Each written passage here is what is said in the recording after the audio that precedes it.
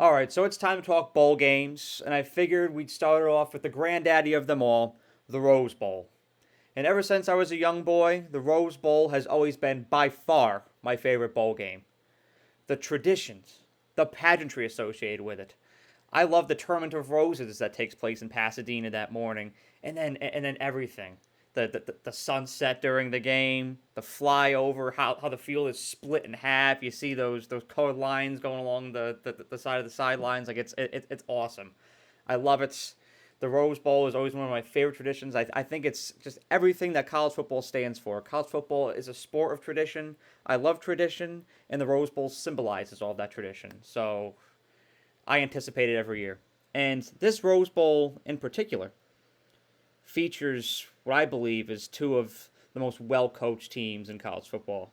You've got Nick Saban's Alabama Crimson Tide going up against Jim Harbaugh's Michigan Wolverines.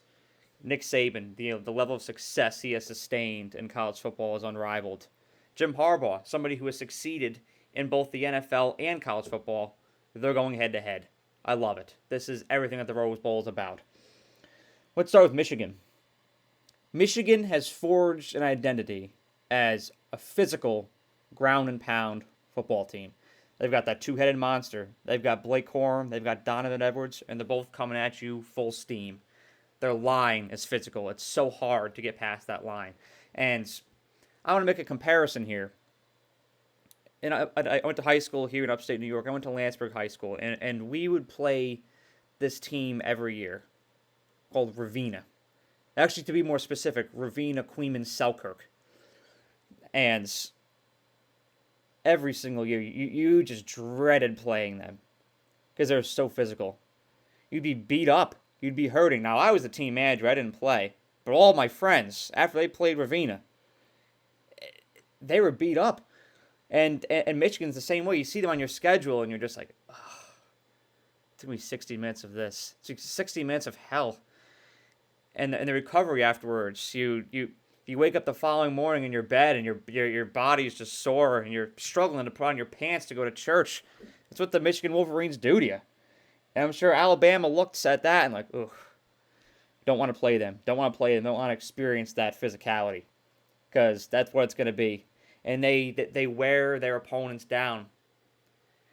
Michigan's opponents get fatigued. That's happened to Ohio State. Ohio State just got fatigued just trying to keep up with them, and the physicality every single down. It's hard to get it's hard to get a third down on this team. Opposing teams have a 30% third down conversion percentage against Michigan. It's tough. 3 third downs out of 10 you're getting against this defense. They make you pay. And it's no cupcake playing J.J. McCarthy either. He was in the Heisman conversation a lot this year. Granted, he wasn't a finalist, but he was in the conversation a lot this year. He's a very good quarterback, and Alabama better be ready to play him. That he'll be one of the best quarterbacks that the Tide has played all year. But something that I will say here is that Michigan hasn't seen anybody like Alabama yet this year. Yes, you have Ohio State. Ohio State is a challenging opponent.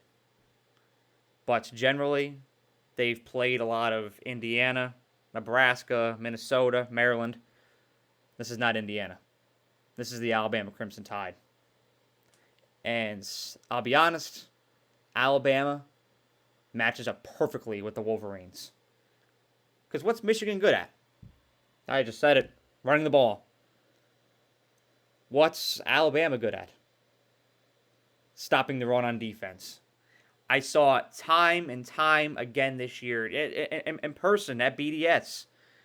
Look at these teams, Tennessee, LSU, they try to go for it on 3rd and 4th down. Ole Miss, too.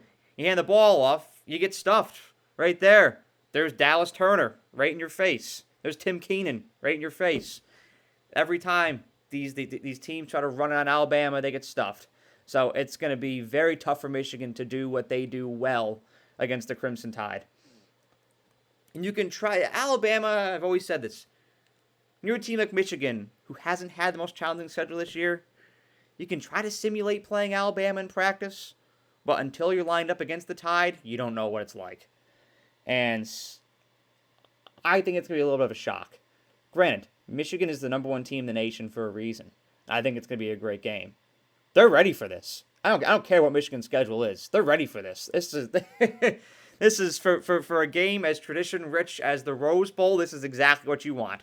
It's going to be close. It's going to be physical. It's going to be good old-fashioned gridiron football.